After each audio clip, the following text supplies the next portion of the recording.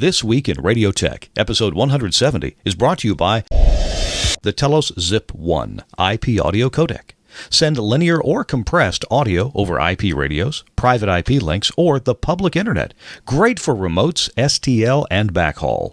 On the web at telos-systems.com. And now, our feature presentation. Twert. Why do engineering war stories involve so many critters, or varmints, as some say?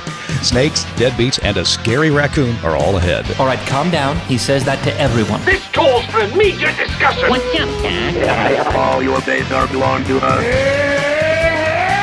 From his palatial office of important business, or in a choice hotel in a distant land. This is Kirk Harnack. Chris Tarr and Chris Tobin join me along with our guest Michael Patton for a War Stories episode. Let's get in the trenches. You're dialed in to This Week in Radio Tech. Hey, and welcome into This Week in Radio Tech. I'm Kirk Harnack, your host, and I'm so glad that you're here. It's show number 170. It's the 170th episode that we've done, and on the show, we talk about radio engineering stuff. We talk about broadcast engineering, what we have to do to keep towers up and transmitters on and radio audio signals flowing out to the public, and all the stuff that we do in the studio, too. That encompasses a whole lot of work in different disciplines, and, well, we got a great episode ahead because our guest on this episode, I'll introduce him in a minute, but our guest is Michael Patton, and this guy has seen it all and done it all, and no matter what's wrong with your radio station, he knows what to do about it. I wish I could say that for me, but we can say that for our two other co-hosts. First of all, I'm Kirk Harnack. I started the show. I'm the host, and la-da-da. Let's go to our other host, Chris Tarr in Mukwonago, Wisconsin. Hey, Chris, welcome in. Hello there. Thank you, Kirk. I'm Chris. I'm the Director of Engineering and Operations for 88.9 Radio Milwaukee in Milwaukee, Wisconsin. Also co-founded the site broadcastengineering.info. And a staff writer for Radio Guide magazine. Cool. And if folks want to reach you on your site that's helpful to engineers, that would be what? Radioengineering.info? No, it's broadcastengineering.info. Broadcastengineering. You're not limited to radio, are you? Talk about some TV stuff, too. Oh, yeah. Broadcastengineering.info. Write it down, make a bookmark, go there from time to time, sign up, and you'll be happy.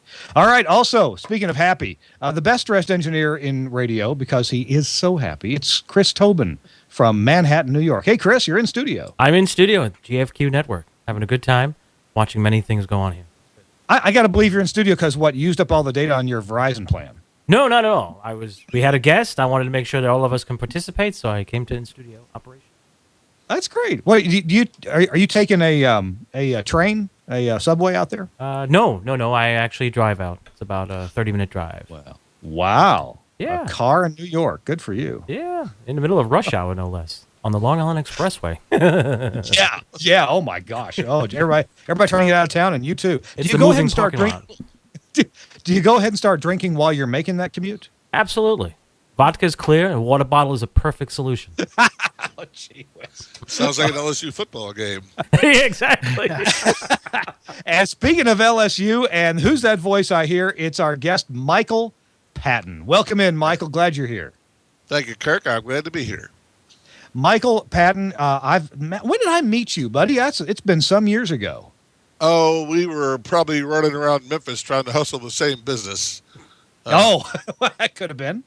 Yeah, because you were a contract guy up in that part of the world for a long time, and I had sort of regarded that not as my backyard, but sort of my side yard. It's like, who's this fella hoarding in on me up here in Memphis?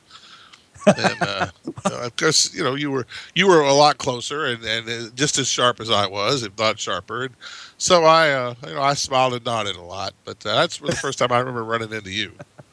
Well, I remember you came through Nashville a few times, and seems like we had lunch a time or two when you came through here. Mike Patton, you are the penultimate contract engineer. You travel all over the South and even up north. I think you've been to Chris Tarr's former home at the Intercom stations in Milwaukee doing some work there. And so you live the life of a contract engineer, right? I do. Contract engineering has become almost synonymous with routine maintenance. And so I want to make a distinction here. I do not do routine maintenance. I have a couple of clients in the Baton Rouge area that I help out mostly because nobody else wants to fool with them, smaller stations, a couple of AMs, that sort of thing. But we are not in the routine maintenance business. I hate it. I don't like it. I don't want to have to get up and leave a movie. I don't ever want to have to get up in the middle of the night and go service a transmitter. We are project engineers. We do installations. We rebuild a lot of equipment here in our shop, and that's a unique thing. There's only a couple other folks doing that nationwide, at least that hang their shingle out. And we do a lot of transmitter retuning and rebuilding. We have a air-conditioned test bay here. We've got big dummy loads. We've got good power, and we do a lot of that. But what we've done for years and years in the field is systems integration, installation work, rehab work. What we were doing there for Chris in Milwaukee was the Intercom had hired us to come in and do a proof on that AM site. That they have an AM directional there. And we got there, and the whole transmitter site was a mess, and a bunch of old transmitters and some newer stuff, and 2 or 3 engineers that had just layered crap on top of crap on top of crap. And the corporate said, you know what? Just clean it all out and start from scratch. So we had a great time up there doing that. And in fact, for a long time, Intercom sent us around the chain pretty much doing that sort of thing. We had a wonderful time doing that. They got everything pretty well in order. We don't see as much of that sort of business from them as we used to, but we still consider them our good clients and great folks. All the people that worked there that I met were good people then and now, and we still get calls from them from time to time. We help out their New Orleans cluster a lot, and a couple of the others here and there, and we're very grateful for the folks at Intercom. I have nothing but good words to say for them. Well, and I think Chris Tarr does too, don't you, Chris? Oh, absolutely. I mean, it's funny because I had just started when Mike came up for this project. I had only been there a couple of months, and it was a problem that had been there for quite a while. And it's Mike's the kind of person I like to call scary smart. He just the kind of stuff that he brings to the table. But I'll tell you, and I don't we'll get into this a little bit. And I certainly don't want to sound like a commercial for his work, but I have never seen anybody as thorough as Mike in his work. He did a lot of he went in and rebuilt parts of the phaser, some of the tuning units. Very thorough, very excellent, fantastic job. And to this day, an array that is notoriously unstable has been pretty much problem free. Wow. Good, I'm glad to hear it. Very nice. And I guess full disclosure, the radio stations that I'm part owner of in Mississippi, I live a 7-8 hour drive from those stations, and I have a very, very full-time job with the folks at the Telos Alliance. So I can't be going down to Mississippi and just hanging around for a few days and fixing things. So there are several major cleanup projects. And when I say cleanup, I mean not just pick up trash. I'm talking about put stuff back at the transmitter sites like it ought to be, like it should have been done in the first place, or maybe it got bad over time. And so we've hired Mike Patton to come and fix those things. And man, Mike, you have just really gotten a couple of real problem sites there in ship shape and working reliably. So I appreciate that. I mean, not just what you can do. That's what a great contract or project engineer ought to be able to do for you. Come in and make it right. Of course, somebody's got to write a check for that. Here's the one thing that I really appreciated with Mike, and again, where you use the word project engineer. When he was done, I got so much documentation on how everything works. Even things that he didn't build, he kind of reverse engineered and documented as well. So, not only did he come in and help solve the problems, by the time it was done, everything was documented. And, you don't see that a lot with contract engineers that come in and they fix a bunch of stuff and they leave. You don't really know what they did. You don't really know what changes they made or anything else. We have a full set of documentation now. So, that'll, now that I'm gone, I'm sure my predecessor will appreciate the fact that if something comes up, there's documentation on how it all works. Hey, Mikey, I want to start the questioning. Here's a question I got for you. You are, let's say word of mouth works. You're brought in by a station owner or maybe a station engineer or a corporate engineer. Say, look, I think we got a problem over here in West Undershirt, Arkansas, and I need you to go have a look at this transmitter site. It keeps popping off the air. The readings aren't right. Go take a look at it. when you get to the site, what's the process that you go through to evaluate what's wrong? And I know there's got to be experience involved in it, but what I mean, are there standards by which you go? This has got to be this has got to be that. How do you evaluate a place when you see it for the first time? Well, the first thing that I try to get a handle on is the attitude of management. That if they are genuinely interested in fixing the place up, then let's get into the details and talk about how it got this way and what we can do from here. But if it's clear that they let it get this way and they just as soon leave it this way, or they don't really care one way or the other, then I'm not going to waste a whole lot of my time detailing a bunch of stuff that they're not going to fix anyway. So, I mean, that may sound like a cynical thing to do, but I've made a lot of proposals that went nowhere. And just, I'm getting too old to just make proposal after proposal after proposal.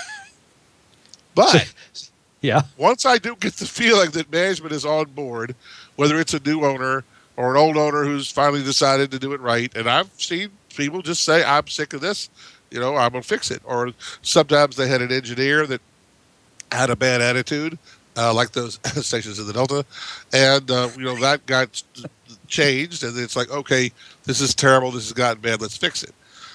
So it's not always a new owner. It's usually some sort of change has to come in. But obviously the first thing to do is just look around. Do the overhead lights work? Is there a trash can? Is the place overrun with rats? It's silly stuff. If I can't see it, I can't fix it. If I can't stand on the floor without putting a leg through to hell, I can't fix that either. So sometimes the very basic stuff is first. The building has to be a building. It has to have a lock. It has to have a floor that's stable. It has to have lights. It has to not let the rain in. And, so that sounds obvious, silly, so obvious it's silly. But Kirk, you and I both know that we probably wouldn't have to go too far from either of our respective towns to find a station that didn't meet those criteria. Yeah, the state of broadcast facilities, especially, I don't know about big cities. I guess Chris Tobin can speak to that a bit. Chris Tarr, you're in a medium-sized city, but I've been to a lot of small towns, and man, there's some facilities that are just in really, really bad shape. There's an AM station, AM daytimer, just a few miles from where I sit, and it's been announced that Saturday will be their last day on the air. They're throwing in the towel, turning in their license. They can't make enough money to keep the station on the air. They have no FM, no translator. It's just the AM, and they're shutting down. And Mike, are you seeing stations shut down? And what prompts people to actually spend some money to get a station working well again? Wishful thinking. And I wish I didn't say that, but I have seen, unfortunately, too many people come in and say, look, I bought a radio station. I'm going to put some money into it. I'm going to fix it up. And it's like, fella, this one should have been called Time of Death on a long time ago. And again, I hate to be cynical, but a daytimer, an AM daytimer in a small town, especially in the shadow of some big city, is just not a very viable property these days. And I think that the industry has to come to grips with the concept that there needs to be some pruning, some winnowing of these marginal properties so the ones that are left can prosper. I'm a gardener. I raise vegetables every year. And I have to go through there 2 or 3 times, and the plants that aren't making it, I got to pull them up. I just hate to pull up a plant that I just planted 2 months ago. But if I don't prune some of the weaker plants, none of them are going to do well. And that's the nature of the business these days. It's an old joke. I'm a private pilot. The old joke of the aviation business was so many light twin aircraft were underpowered that the only purpose of the second engine was to carry you to the site of the crash. Because if one engine failed, you were going to crash just a little bit further away than if you didn't have a second. A little further away than with that. That's right. Right. All right. Well, it's that with radio sometimes. That maybe they'll make it another 6 months or they'll make it another year, but they're still not gonna make it long term, and that's sad. I don't want to see that, but it's the reality. This is a. Go ahead. I'm sorry. This is a war stories episode. So, Mike, you've done a great job of kind of setting this up in the scenario that sometimes, maybe even oftentimes, you walk into. Now, I know you've got some regular clients, people that have a project after project. Hey, was really happy with this work. In fact, that's how my stations are in Mississippi. We're delighted with the work that you did to fix up our decrepit old falling down AM transmitter site, and so we've had to do a few other things too. And one, I guess, is going to be repairing and retuning about an 11 or 12-year-old Italian tube transmitter. That's probably the next project. Yeah, we're anxious to get into it. This is a war stories episode, and I know that you are full of them. I didn't say it. I said full of them. So thanks. Yes. I want to get right into a story. I mean, think of something crazy and wild, or something teachable, but something really memorable that has happened to you in your 70-some years of broadcast engineering. I'll tell you a funny story from a long time ago. Go ahead. You go ahead. There's much teachable in it, but it's really funny. I got a call one day back when I was doing a fair amount of routine maintenance in the area from my business associate in New Orleans. He said, I want you down here at this transmitter site right now. New Orleans is about an hour and a half away. So I dropped what I was doing. I jumped in the old truck and drove down there. And when I got down there, this is someone that we'd been trying to earn the business for a while, and we hadn't had no success. But all of a sudden, they had decided to go with us. We got down there to the transmitter site, and the locksmith is there changing the lock on the door when I got there. And it's like, okay, what's going on? And it turns out that the previous engineer was running a call girl ring from the transmitter site. This is one of these old legacy AMDA sites that had the little apartment built into the back of it, so you could the engineer lived there.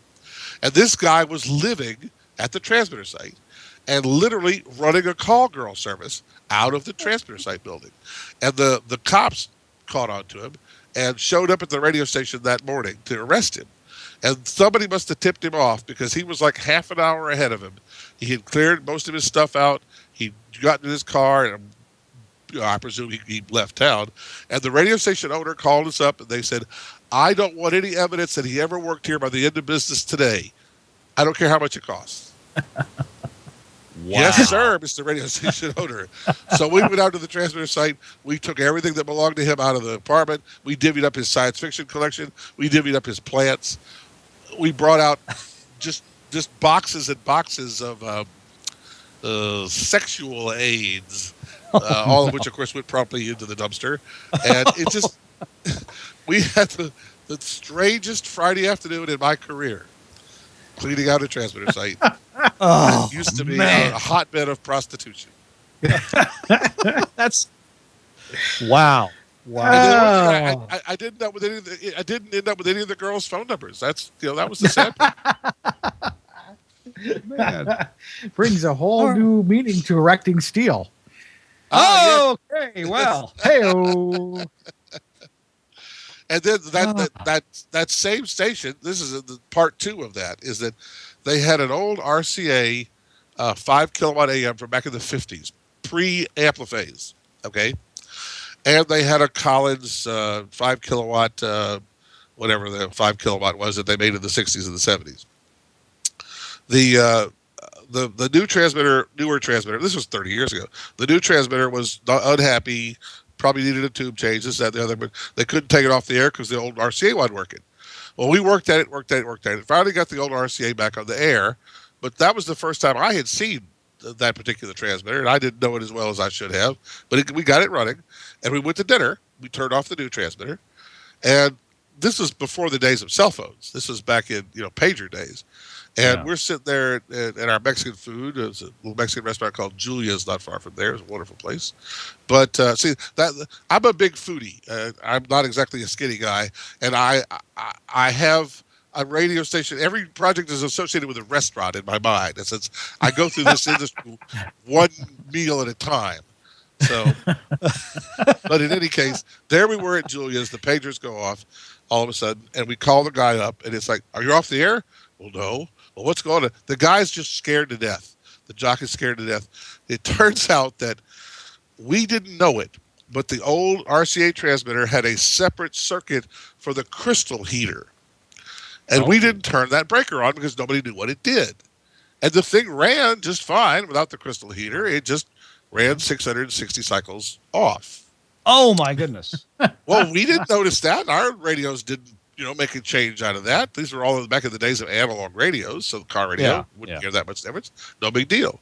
Except that the FCC listening station in wherever it is, nowhere, Georgia, picked up on it, obviously, because that sort of, off frequency would just cut completely across the band. And the jock on the air was an early version of today's shock jocks. He talked shit about people and, wasn't exactly the most polite fellow on the air to folks. And the guy at the radio station guy, the FCC guy in Georgia, somehow got the radio station's request line and called the guy on the phone, not knowing anything about him, just to say, hey, you got a problem, you need to fix it. And the guy thought he was being pranked. So he, made rude noises to the FCC guy and hung up on him. Well, the FCC guy called back. The guy still thought he was being pranked and hung up on him again. And the FCC guy called a third time and on the air read the guy the riot act. I mean, I am a federal agent. If you hang up on me again, you will never work in this business ever again. This is back in the days of third-class licenses, Yeah. And he finally convinced the guy he was for real. And the guy called us scared to death. He was never going to, tomorrow was never going to be working as a jock again. And God knows the FCC guy must have been turning around laughing in his beer over there in Georgia. But, we got the panic call, run back to the transmitter site, figure out what's going on. Finally, turn the breaker on. The thing heats up. Everybody's fine. But that shot, I didn't hear it. I just heard it, because we weren't listening to the radio. But I could just imagine the conversation between the FCC, the pissed off FCC guy, and the smart ass mouth jock in New Orleans. Those are always the best. Must have been for the ages. Yes, the conversation for the ages. Jiminy Christmas. And crystal heaters. Now that's actually a pretty interesting subject. We'll turn this into what's a teachable moment here? Somebody identifies themselves as a federal agent. Okay, don't be rude. Ask some questions. See if they're really an agent. Right. At least say yes, sir. Yes. But the crystal heater thing. Now that's kind of interesting. And if you're under 40 years old and watching or listening to this show, you may not know what a crystal heater is. So, Mike, tell us about a crystal heater. Well, I can only speak so far back, but I can tell you that crystals, by their nature, are temperature sensitive. As they warm up or cool down, their resonant frequency changes. Remember that a crystal is physically vibrating at the frequency it's running at, as fast as that may be, and all kinds of things change the frequency of the crystal, humidity, temperature, and they all have to be controlled.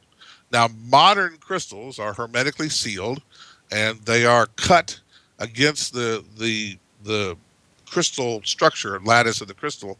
The actual quartz material itself is cut at such an angle that they tend to minimize frequency variations with temperature. But this technology, I think they're called temperature compensated crystal oscillators. Right, that's right. Yeah? But that's a fairly new technology.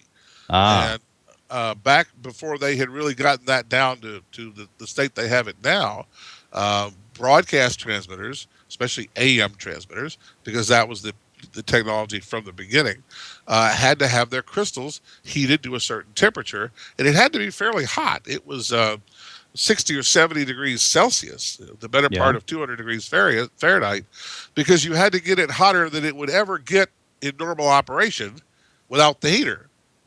Right, so right. The heater kept it hotter than it ever got if there were no heater.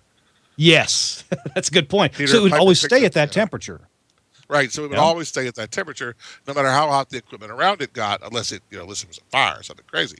Yeah. But up until maybe the mid to late 60s, when you bought an AM transmitter, it had a separate circuit for the crystal heater, because the idea was that even if you turned the transmitter off, you wanted to still keep the crystals hot. Oh, so that okay, sure. They came up on the right temperature. And this is why a lot of transmitters, even later than that, had two sets of feed AC power in. They had the high power AC and the low power control power AC. The idea was that you could run the two of them separately. And so even if you pull the high power the breaker off or whatever, that the low power would still keep the control circuits and keep the crystal heaters warm, that sort of thing.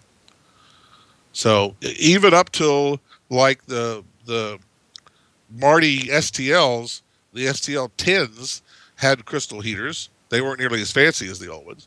But after that, they were able to use crystals that were temperature compensated. But up until that, the old STL8s, several of the old Mosley STLs, and a lot of transmitters had temperature had ovens for their crystals. The Marty RPT2s and 15s had them too. That's right. That's right. They weren't very sophisticated. They were basically just a heating block. A heating block strapped to the crystal with a rubber band. But yes, you're right. Yeah. But I will tell you that when I had a few of those Marty RPU and RPT units, the crystal heaters fail. They definitely it drifted a little bit. It was interesting. Right. Well, in the transmitters. These things were kind of, I recall, I'm trying to find something around here about the same size. Here, got a glass of water. I recall a crystal oven being about this size. Maybe about 6-7 inches tall and 3.5 inches in diameter. And then it had a big socket on the bottom. It would plug in, and some of the pins would be to run the crystal, the heater, and others would be to attach to the crystal structure. That's itself. A classic description of the RCA crystal units. Right. Those were built by a company called Northern Engineering. And several others. And then the same folks, Northern Engineering, developed the first sealed crystal oven that looked like in fact, I don't think it was an oven per se. It looked like a tube. It had a little evacuated glass envelope, had the little octal socket on the bottom, and if you looked inside, you could actually see the naked crystal wafer, because there was no need for a metal case. I've seen those. So the idea there was, would the vacuum provide insulation from large temperature changes? Yes. Okay. And that makes also sense. humidity, right? It isolated it from humidity problems. Yeah. Wow. And crystals are something we just don't think about much today. Back in earlier days of all kinds of radio technology, we had, remember your first police scanner? You would have to buy crystals to go into the different slots on the police scanner so it would scan. You have to buy crystals for all sorts of radio receivers and transmitters. And nowadays we have one reference crystal typically in the product, whatever it is, and then electronic circuits divide and multiply the frequency produced by that crystal to get what you're looking for. The phase locked loop completely revolutionized technology, communications technology. When it was here I was thinking crystal heater was just one of the chicks over at that transitor site you went to. Yes, well, her loop was quite locked. Yes. Oh my goodness! All right. So I got a question for you. I know you do a lot of equipment repair in the shop. People send things in, and what is how do I want to phrase this? The worst piece of equipment in the worst shape that you've ever gotten? Oh boy, talk about a race to the bottom. I got just recently. I got a Science Systems remote that the guy said it got hit by lightning. And, Science Systems remotes are not a very big piece of gear physically. There's not a whole lot to them. But we had a burnt trace, and we had a couple of dead regulators, so we said, well, we could fix this up. Now, is this on the relay panel or the electronics module? This is the actual control unit. So this is like a modem case size thing that you could attach to a rack mount panel. And you're right, It wasn't very big, maybe 6 inches wide and 7 inches long or something like that. Pretty small deal. About the size, but a lot of it had a CPU and an EEPROM on there, and it had some serious electronics to make it work. Right. It was a fairly late model Motorola 68000 series, all in one microprocessor and a little speech chip, and it was a pretty minimum parts count kind of box. It only had a few logic chips and a DTMF decoder beside the little Motorola. Motorola did a lot of the horsepower in it. But this fellow ate our lunch. That every time we turned around, there was something else that was dead. And by the time we got it running, we had changed every semiconductor device in the unit. We changed the optocouplers. We changed the back diodes. We changed the drivers for the relays. We changed the microprocessor. We changed the speech chip. We changed all the logic chips. And it's like we kept saying, well, it's got to work now. It has to work now. It really has to work now. And it didn't have to do a damn thing. Just sit there and make fun of us. But we lost our butt on that one. I'll tell you what. Mike, you've told me in the past that you troubleshoot to the component level. Yes. And what a lost art. And, a lot of gear is made the way it's manufactured nowadays, not on purpose, not to keep you from working on it. It's cheaper to make it with surface mount devices, and those are pretty tough for people to work on. Do you work on surface mount devices? We do. Wow. We have special tiny little soldering irons, and we have illuminated magnifiers that allow us to see better than these tired old eyes would see normally. And my two bench techs are like mid-20s, so their eyesight's much better than mine. But we've learned a lot of the ways to deal with the surface mount, and it's a different set of skills. That you don't unsolder things with a solder sucker. Solder sucker would suck the whole chip up into it. You'd never see it again. But you grab onto it with a pair of forceps or a pair of tweezers, and you heat it up very, very carefully with a heat gun, and just lift it off. And then the new one comes in again with the tweezers and the tiny little soldering iron. Looks like something that your grandson would play with, or they would do brain surgery with. And you tack down one lead on this corner and one lead on that corner, and then tiny at a time, one lead, the tiniest little solder. You can barely hold it in your hand, and you can fix it. You can do it. Wow. Now, thinking back to that Sign Systems box where you replaced almost everything there. Is that of course you have hindsight as 2020. When you get to the end of a process like that, do you think, I wish I just bought the board with the parts? Yeah. Unfortunately for that, the Sign Systems just got sold, and you couldn't buy a new board. So it was that or nothing. And what we should have done in retrospect was we should have just shotgunned all the semiconductors. This thing's dead. We're gonna just unsolder everything and throw it away. That way, my least qualified tech could have spent an hour in it instead of my most qualified tech spending all damn day. And we had the same amount of parts. The parts costs were annoying, but not the end of the world. It was just spending that much time in it troubleshooting it over and over again because we kept thinking, surely now it's surely work. Right. Now I'll tell you an interesting surface mount story. And this is from several years ago, but I had a client not too far from here who had I think it was an Audio Arts console. I know we shouldn't mention the competition, but in any case. No, that's fine. They had an Audio Arts console, and it got hit by lightning. And it wasn't so bad to look at, but it was all surface mount stuff. Every channel was a plug-in channel, and it had like maybe 12 or 14 channels. And it was just toast. I mean, nothing wanted to work. You couldn't even plug the power supply in. The buses were all logged down with shorts. And I looked at it and I said, man, this thing's a goner. But it was physically just gorgeous. There were no burnt traces. There was nothing wrong with it except it just was full of fused chips internally. And the guy said, oh, man, I just put it in 6 months ago, and I don't know what I'm going to do. Da, da, da, da.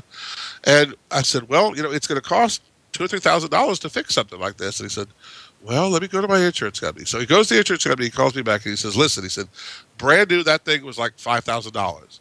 And the insurance company told me they're willing to put 70% of new cost into the one you've got. Otherwise, they're going to buy me a new one. Can you do it for less than 70% of $5,000? Well, 70% of $5,000 is a fair amount of money. And I went out and looked at the parts cost. Surface mount parts are cheap. And it had all of the active circuitry was on the cards. The motherboard was completely passive. So every card came out. There were 14 cards, including the monitor and the output and everything, as I recall. And each card had like 7 op amps and about 10 or 12 logic chips. And I said, okay, we're just going to shotgun the damn thing. And I bought all the parts, and I set up my little workbench. I got it all comfortable and got good lighting and good everything. And I just literally unsoldered. I heated up the board, turned it over, and let all the chips fall off of it.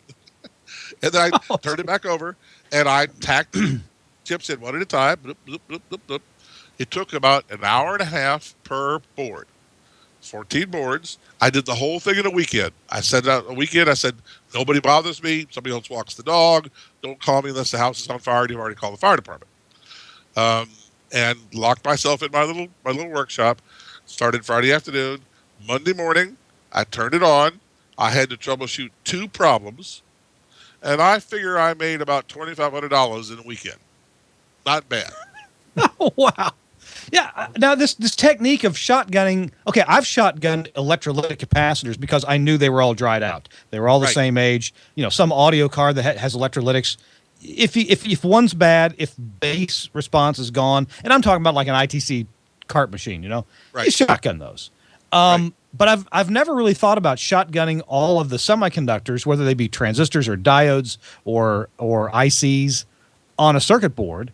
At what point do you say, I'm going to shotgun all these versus, I'm going to follow the signal or the signals to where I think that to go, and you know what, this chip is heating up, it's probably bad, and I see input to this but no output. Where do you go between troubleshooting and shotgunning? That's the judgment call. That's what makes a good bench tech, is to figure out where to make that call. Sometimes it's a point of pride. I'm going to find out what's wrong with this because I am the superior bench tech, and I'm not going to just sit here and change out the parts. Anybody can be a parts changer. I'm going to find the problem. Okay, that's a great attitude. And, I can, in an alternate universe, I rule the world. But I can't let that attitude bog me down. I'm a businessman. At the end of the day, I have to turn a profit. And so I have to say to myself, sometimes stand aside, let the guy just change the parts out and deal with what happens after you turn it back on, like that console. So the break point is the cost of the parts versus the cost of the labor. That when the parts are cheap and the labor is expensive, shotgun. If the parts are expensive compared to the labor, then you troubleshoot. You certainly wouldn't shotgun $2,000 tubes, but you'd certainly shotgun a whole lot of 50-cent capacitors. Mm-hmm. So in fact, I had a radio systems console, same kind of thing. That one had the built-in motherboard, and it had op amps for each channel. And that's they were saying, well, we had some noise on the audition channel. All the audio runs down the same bus, and so one of those chips is probably bad. So I could have taken out one at a time and tested it, but I'd be billing my client $65 an hour when the entire set of chips to just shotgun them is 18, and it would take me 20 minutes. Right. And it just gets to that point, where it's like it doesn't make any sense. Well, sometimes what we'll do is we'll shotgun everything, and then we'll put the old ones back in one at a time. Under controlled conditions, maybe in one particular slot that's easy to get to. And that way we kind of have the best of both worlds. That we know we fixed the problem, and yet we still get to vet the old parts and not throw away anything that's not obviously dead. But again, it's a function of the cost of the part. $5 parts, that's worth doing. 50-cent parts, that ain't worth doing. It's like going to the hardware store. If I go to the hardware store and I need a widget or a piece of hardware or tubing or a tool or a screw or whatever for a project at some transmitter site, if I think I may do it 2 or 3 different kinds of ways, and I'm not sure yet, I'll buy the materials to do it all the different ways. Because if I have to stop what I'm doing and go back to the damn hardware store and start all over again, I've thrown away $100+ worth of labor. Thank you for saying that. I've done that and thinking that, am I crazy for buying all the hardware I need to do this, the 3 different ways I can think of? If this way doesn't work, then this way, and then here's plan C. And you buy all that hardware, and it's usually not expensive, but you're right. It saves you the trip back, and at the end of the day, you got some hardware left over to take home. That's right, exactly right. And I also learned that the client never wants to pay you to go to the hardware store. That's not anything anybody has any respect for. Well, I do that. Yeah, but you bring back the wrong stuff half the time. But you can't tell them that. Everybody thinks they're competent enough to go to the hardware store. And in a perfect world, here's a list, bring this back. And if they brought exactly that stuff back, that would be okay. But you know as well as I do that half the time we go out there and we're always involving some odd use for the hardware, because very seldom, unless you're sitting there with a half of Middle Atlantic's catalog at your feet, do you have specific stuff to do each specific task you want to fix. You're always having to adapt and overcome and improvise. Yep. It's my experience. Hey, Chris Tobin, Chris Tarr, and Mike, think about this idea. When I was doing full-time contract engineering, I would, if a part failed on a transmitter or a studio device, I would always order 2. Yes. And put the other one on the shelf. And that way I've got it. If it failed once, there's a good chance it's going to fail again. We order 10 because we put the rest of them in stock on the theory that next month or next year we'll need them. Yes. Yeah, and usually if you order them at that level, you can get a discount for buying extra, especially when it comes to those little parts. So, right, that's right. I mean, obviously, I charge a client only for what I've used, but I usually keep them then so that the next time I don't have to wait to order them or whatever else. Right, that's just being efficient. Go ahead. I probably have the best quarter-watt resistor assortment in my town. I'm serious. I have every value between 0.1 ohms and 10 megohms in 5% values in quarter watt, and every 10% value between those extremes in half watt, 1 watt, 2 watt, and 3 watt. Electrolytic capacitors, op amps, ICs, logic stuff, all kinds of bizarre little interface chips and things like that, because I don't want to have to interrupt a repair to go buy another one. If I get something here, and we see the same things over and over again. We see the same op amps and the same transistors and the same interface stuff and the same logic chips. So you buy this stuff in bulk. Sometimes it's sorted out. You get a nice, you got what you need. I mean, I remember when we did our project in Milwaukee, we had some stuff left over and you bought it from us just so you could have it in your stock. So I mean, it makes sense. Right. Of course, the other half of that is that I've got to warehouse all that stuff. Yeah. Oh yeah. Now that I have a bigger shop than I've ever had, it's the stuff expands to the space you have to put it in.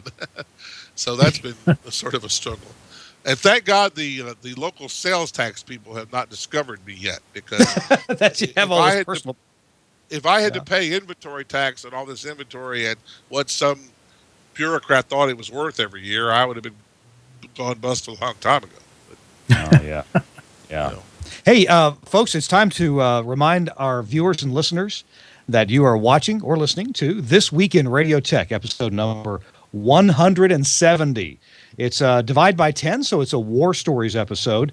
And you're watching me, Kirk Harnack, along with Chris Tarr. Chris Tobin is in studio at the GFQ Network, and our guest is Michael Patton. If you haven't noticed, on his lower third, it says michaelpatton.com, and that's where you can reach out to Michael Patton if you own a radio station, or if you're an engineer and you'd like some help with a project. Michael Patton is a very good guy to talk to about that. We're going to, when we come back from our little short break here, we're going to talk about some of the other ins and outs of war stories at transmitter and studio sites. Be thinking of a critter story. And the word mosquitoes came up earlier, and so did cicadas. So be thinking of a critter story. I want to tell you right now about something that I have just been spending so much time with, and I'm just loving what people are doing with this. I'll show you real quickly here. It's the Zip 1 from Telos. This is an IP audio codec. So it's a piece of hardware that takes audio and encodes it into an IP stream and receives an IP stream and turns it back into audio at another site. A couple things I want you to be aware of. If you have tried running audio over the public internet or over a private WAN and you've had less than a great time doing it, don't give up. We are learning so much about how to make this stuff work that the technology is really progressing. Over the last 2, 3, 5 years, it has moved along so far. And even other companies that are competitors to Telos, like Tieline and Comrex, these guys have also done, and APT, they've done a great job of moving ahead in technology to get reliable audio over IP.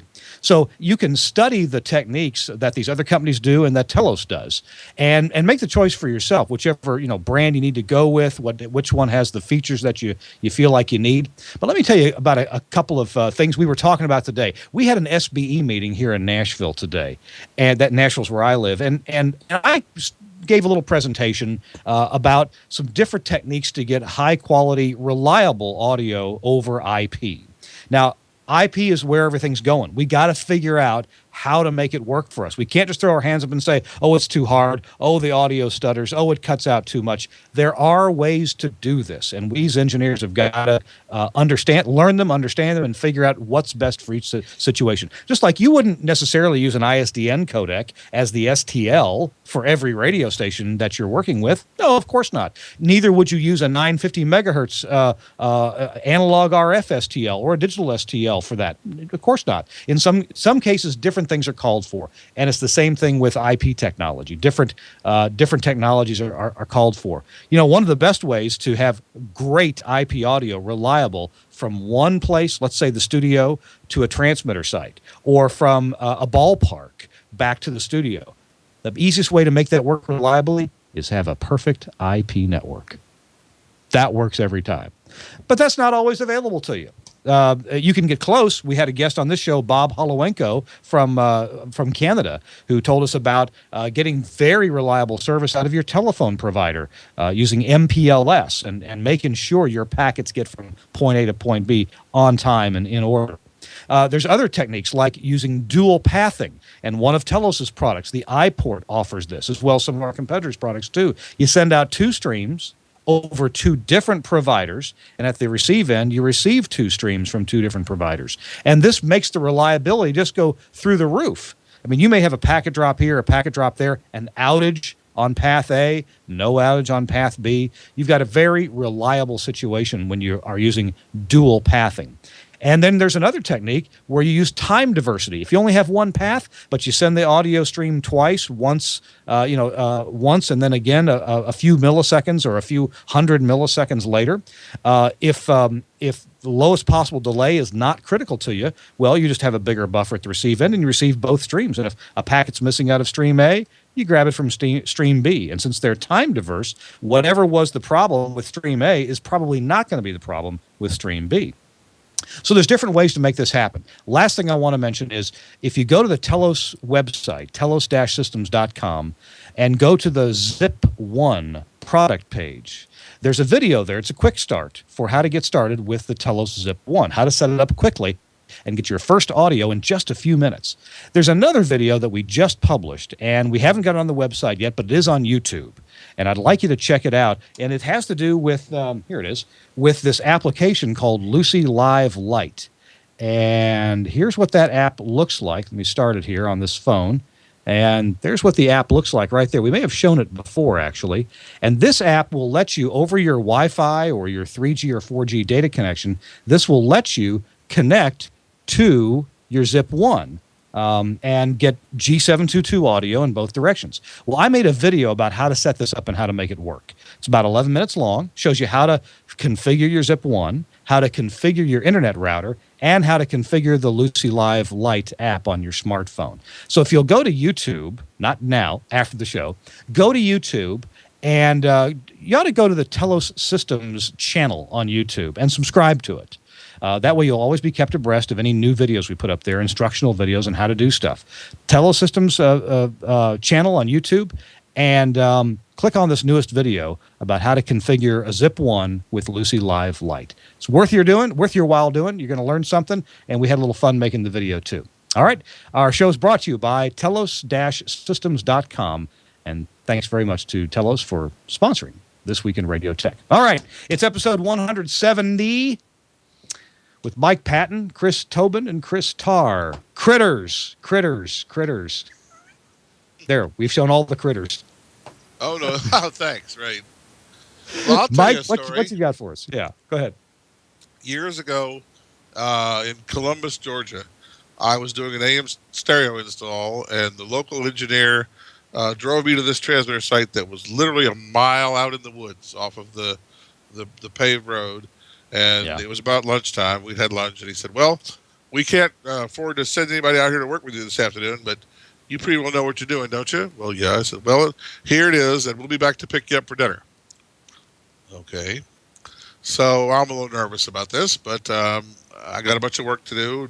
I put on the aux transmitter and started to install my gear and get everything set up. And about half an hour, 45 minutes after the folks had left, I opened the door of the phaser, looked down at the bottom, and here's this big old copperhead poisonous snake sitting there enjoying the warmth of the phaser. And it's like, ooh, a little bit more than I bargained for here. So it's like, okay, what am I going to do? Am I going to call these guys up and look like a wuss? Or am I going to smile and nod and dealing with this snake? Am I going to take it on myself? What am I going to do? So what I decided, the better part of valor was I set my test gear up to where I could look at the snake from where I was working. And I spent the rest of the afternoon going, tweak, look, tweak, look, tweak, look, tweak, look. That's right. Like I was watching a damn tennis match. And the snake never moved the whole day, sat there sleeping the whole time. And when they got back that afternoon, they were kind of tickled. They were going to get their guns out and shoot it, but they decided they didn't want to shoot up their own phaser.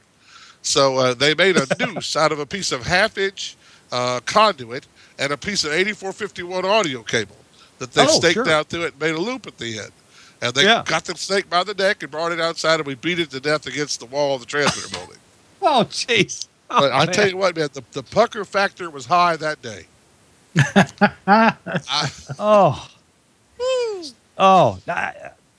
So, wow. That's the first time I've ever been alone in a transmitter site with a poisonous critter. Oh, man. And I've had to deal with various snakes since then, but I had other people with me, or I had a gun, or I had something to, I felt like I wasn't just disarmed. Wow. That's a pretty good idea, making that noose out of a piece of conduit to hold it stiff and away from you. And then run a loop through the conduit, and then make you a loop at the end of it outside the conduit, and then just get it over his head and pull it tight. What a great idea! Yep. And that didn't require a trip to the hardware store. You already had that stuff. Yeah, I already had that laying around, so that was handy. So the owner didn't have to pay you to go to the hardware store. So everybody's right. Except the snake. He wasn't too happy about being beaten to death. No, well, we didn't ask his opinion, so. Now, there's a good example. If I want your opinion, I'll beat it out of you, right? Well, Chris Tarr and Chris Tobin, have you ever run across snakes at the transmitter site? I have not, though I have run into other various wild animals. Well, do tell. Well, I think I may have told the story before, but it's always a good one. Transmitters were on generator, rather. A big storm had come through, and so we were on generator. So me and my assistant Tony, came up to babysit kind of while the generators are on in the middle of the night. But it was a warm summer night, and the AC unit wasn't on because that wasn't tied in with the generator. So we opened the windows up, and so we're sitting there with the windows open, fans kind of blowing in the windows and everything, and great. So I'm out running around doing other things. So I decide I'm going to go in and check on the transmitter, and I walk in, and first of all, my assistant had said, "Oh yeah, I saw a critter out on the back, out of the back window, but it's all right. I shoot him away. It's no big deal." Before I put the fan in the window, so I walk in, I come around the corner, and I look to where the fan is in the window, and there's a big raccoon staring right at me. And I don't deal with these things very well, so I grab my phone like this. And I start dialing Tony's phone number, and he answers the phone. He's out in the parking lot. I said, "Tony, where are you?" And he said, "I'm in the parking lot." "Come here now." He comes walking in, and I'm just like, he was laughing because I was about as white as a ghost. I go, "See that over there?" And he said, "Yeah." I said, "That's your problem. I'm leaving." I turned around and walked out. And Tony's great. He's from Minnesota. He's from loves animals, not afraid of them, has no problem with it. He goes running towards it. It takes off, running down the street. This is the same guy where same station. This is the 1250 array in Milwaukee. We're just doing some maintenance, and there are these boxes where we coil up the excess sample line. Yeah. And we just wanted, we're just checking to make sure. Sometimes critters get in there. So Tony gets up on a ladder. He opens the cover to the box, looks down, you hear him go, "Oh my God." And he looks down, he goes, "There's a whole family of mice down there." So what does he do? He stands here, puts his hands up on the box, leans his head, and starts yelling at him, "Get out! You're evicted!" And just starts yelling at him, "Get out of here!" So they weren't moving. So he started grabbing them one by one and tossing them into the field, but Just so funny, the big old Minnesota guy leaning over the box, going, "Get out!" Thinking, like they were going to listen. Tobin, you don't run across animals in the city, do you? Oh, of course we do. Our AM sites are in the Meadowlands. Oh, well, yes, Meadowlands. Yeah. Well, yeah, the Empire State Building where the FM stations broadcast from and television stations. The only critters that you find up there are the ones that sort of don't leave the observation deck. Oh. Those are the two-legged critters. Ah. Yeah. But the New Jersey transmitter sites and the High Island and others, the AM sites, we have some interesting stuff. When working one night out at the tower bases, working on some tuning boxes and changing frequencies, we had the muskrats come out of the reeds. Our towers, the 4 towers, were basically in the water. We have to have like patches of dirt and gravel that go out to each tower base, so you don't want to be going off the road too easily. You'll be in the water. There are things running through the water in the Meadowlands that I wish I could describe what they are. But when you look down, flashlight at 3 o'clock in the morning, and you put the flashlight into in that murky, somewhat muddy green. It's a little clear at the top water. You see things swimming around. It's like a scene out of Jacques Cousteau, and they're 3,000 feet down at the Marianas Trench, and we've discovered a new life form. Basically, yeah. If Tom Ray was on this show, he would explain to some of the things he's seen at his transmitter site, which wasn't too far from mine. We could see each other's sites, so we probably shared a lot of the same species running around. But it's interesting, some of the things that come out of transmitter sites. But I had another site where the spiders, for some reason, I guess it was the RF, maybe, or something, and our driven tower, it was a 2-tower AM directional, 10 kilowatts, and at the driven tower, for whatever reason, spiders created their little homes of webs all throughout the tuning coils, managed not to short anything out or get zapped or become conductive in any form or shape, but boy, did they get the bugs. I could scoop up. You take a spoon, tablespoon, and at the bottom of the building, right at the floor, you can scoop up the carcasses of the bugs. I mean, I mentioned, I think one time I went out there during the summer, almost a quarter of an inch in depth. Now, I kid you not. I was like, I couldn't. I tried to find guys that have done AM stuff much longer than I have, and said, "Have you ever seen?" And they're like, "Nope, don't know what to tell you." And it was only at the driven tower, the reflecting tower, the one with the least amount of current, clean as a whistle. I mean, clean as a whistle. It was like, and the tower distances, it was like, wait a minute. And then in the field, it's a grass field, a whole bit, but the driven tower was a mess.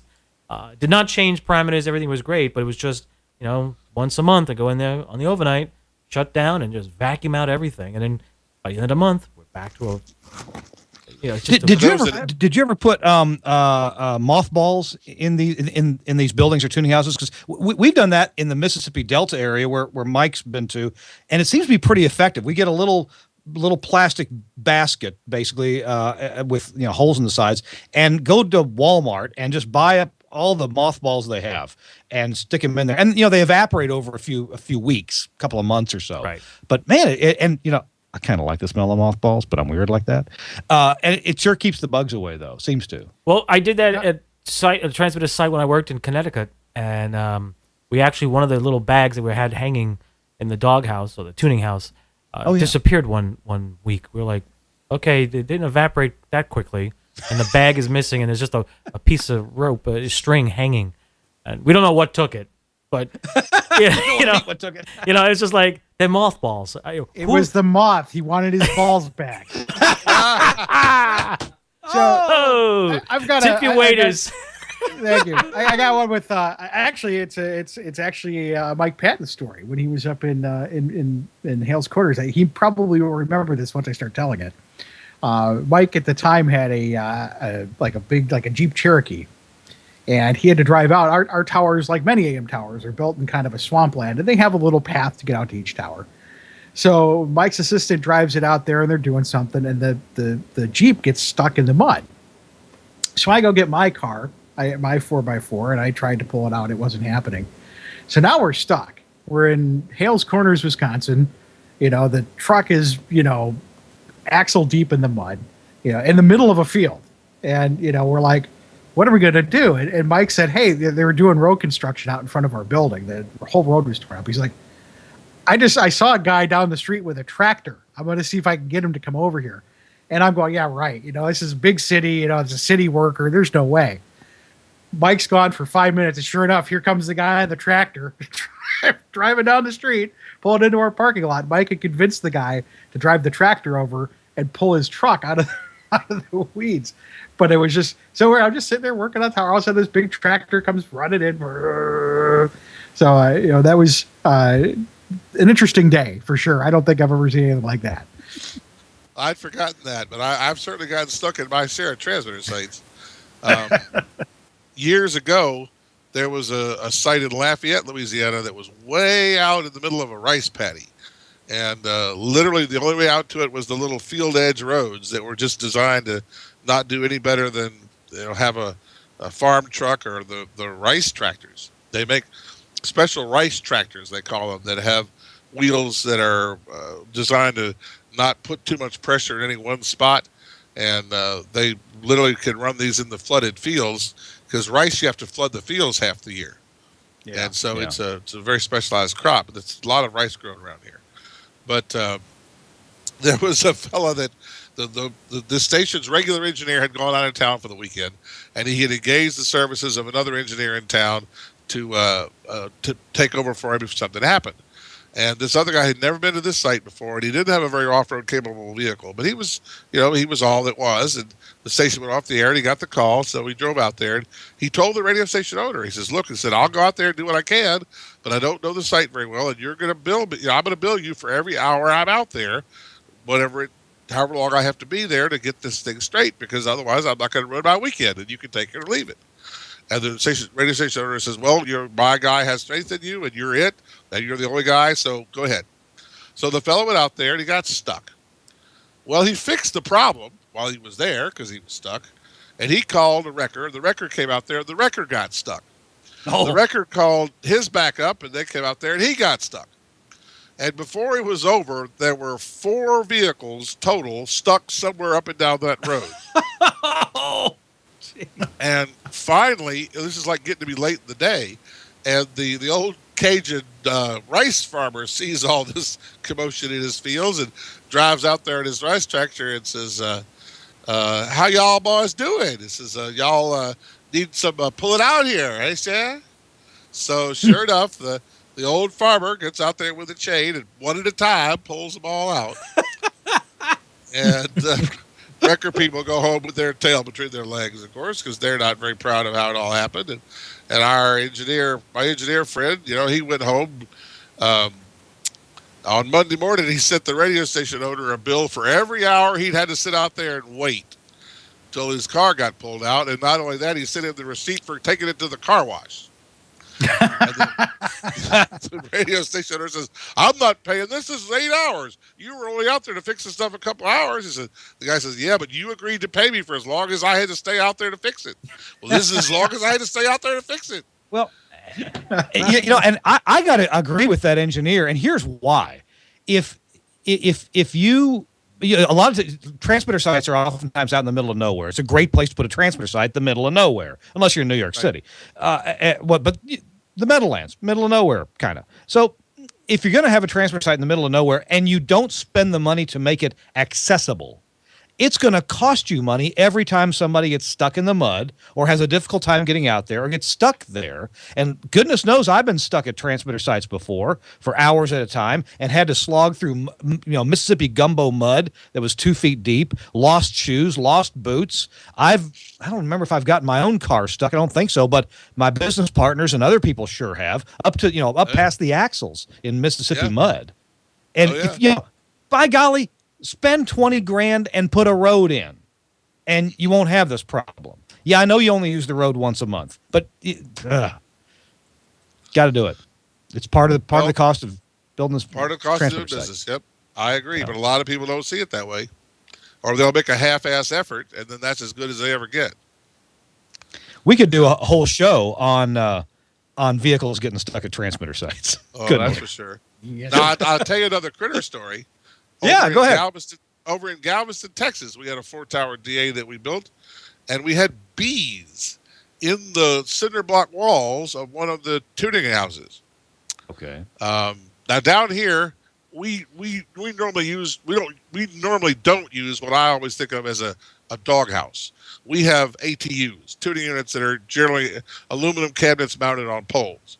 Yeah. But along the coast, some stations choose to put in what I call a doghouse instead, which is a real honest-to-God structure from the ground up, because they're so much more storm-worthy as a rule. So places very much close to the coast, you tend to see more doghouses. You go inland, you tend to see more ATUs. But anyway, so this is Galveston Island. You know, Galveston's always been subject to hurricanes. It's right there in harm's way. Oh, and yeah. sure enough, this site was really hurt badly in the hurricane they had a few years ago. But in any case, this is before that. They had 4 little cinder block buildings that were just big enough to walk in and turn around. That's about it.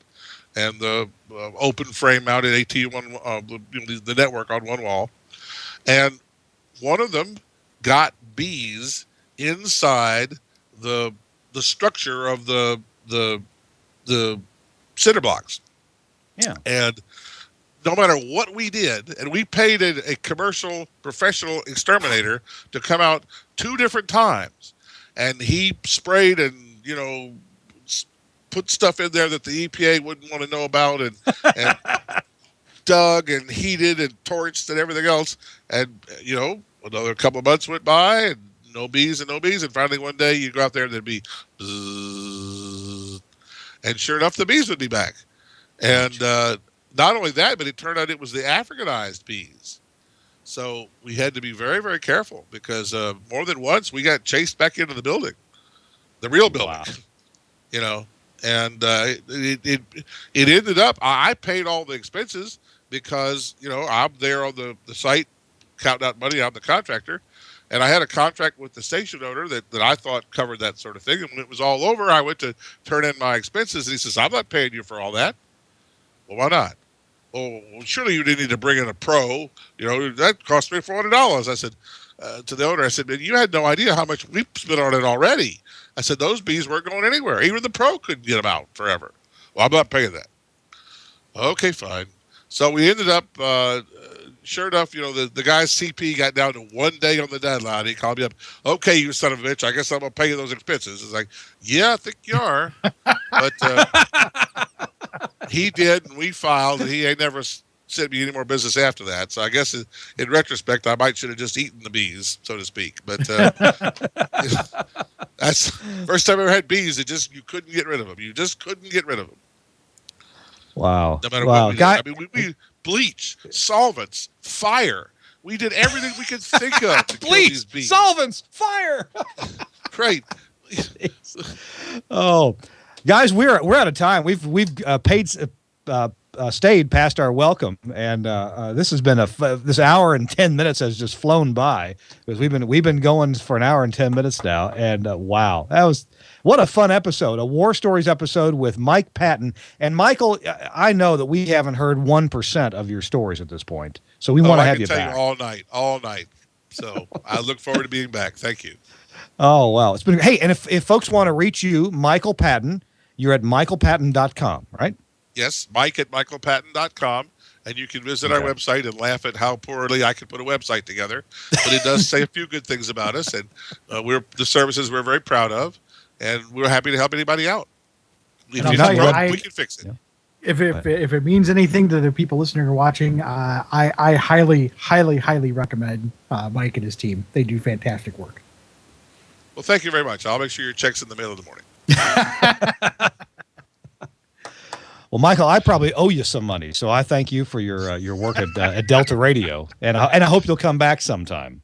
Well, thank you, Larry, and you have been very good clients, and we're grateful for the business and proud of the work we've been able to do for you. Thank you very much. Thank you. Chris Tobin from New York, this time in Queens, the GFQ Network. Thanks for being with us, buddy. Appreciate you. Oh, you're welcome. I had a great time. And Mike's website does look good, and it's informative and tells a story that's necessary. So I wouldn't be ashamed of it at all. It is necessary. We need guys like Mike, and I'm just delighted that he's out there doing the work. It's Chris a lost art. Yes, it is. It is a lost art. Yeah. Michael, I hope there are people that you're training. I know you can't just bring people along or pay them to train them, but I hope people are interested in what you do. I have 3 full-time employees in the technical end of it, and they all are The oldest one's, I think, about 30 or 31, and they're all interested, and I beat everything I can into their heads and show them, what the scope shows and what the spectrum analyzer shows and what's a dead FET look like and what's a good one. And, here's this transistor. What do you expect to see here? What voltage do you expect to see there? They must feel like I'm always drilling them and working with them on this stuff. But, they got to be able to think on their feet. If you can't think on your feet, this is not the business for you to be in. Well, and Michael, you've got a wealth of knowledge that is valuable. It's valuable if you need your services, but it ought to be valuable to anybody interested in the trade of broadcast engineering in the various disciplines that we do. So thanks again. Chris Tarr from Mukwonago, thank you for being with us. Appreciate you adding to the show. Thanks for having me. Thank you, Chris. Anytime. And our show's been brought to you by Telos Systems on the web at telos-systems.com. The Zip One, and check out the quick start video and the new video I just did about configuring Lucy Live Lite, the smartphone, and it'll run on your tablet too. I've got it on this tablet here. It's really cool when you have Lucy Live on a big honking tablet like that. How to configure it so it works. It's very cool. Check it out at YouTube, at the Telos Systems channel on YouTube. Thanks again. We're going to see you next week on This Week in Radio Tech. Bye-bye, everybody. That's all the bandwidth we can pill for this week. Another tort has propagated, and all the transmitters and audio equipment live happily ever after, thanks to the handsome engineer and his kind, benevolent care. We'll be back next week. Lord willing and the creek don't rise. This Week in Radio Tech. Subscribe to iTunes and you'll never miss a show. Search for This Week in Radio Tech in the iTunes Store. Soliciting is strictly encouraged. If you like today's show, tell a friend. If you didn't like it, we were never here. Kirk Harnack's wardrobe provided by the Salvation Army and the Red Cross Disaster Relief Services. Hair and makeup provided by Penelope Garcia Hernandez Weinberg. He's unique, wouldn't you say? I just want to get it over with. This ends this transmission. Tango, Whiskey, India, Romeo, Tango. Signing off. Okay.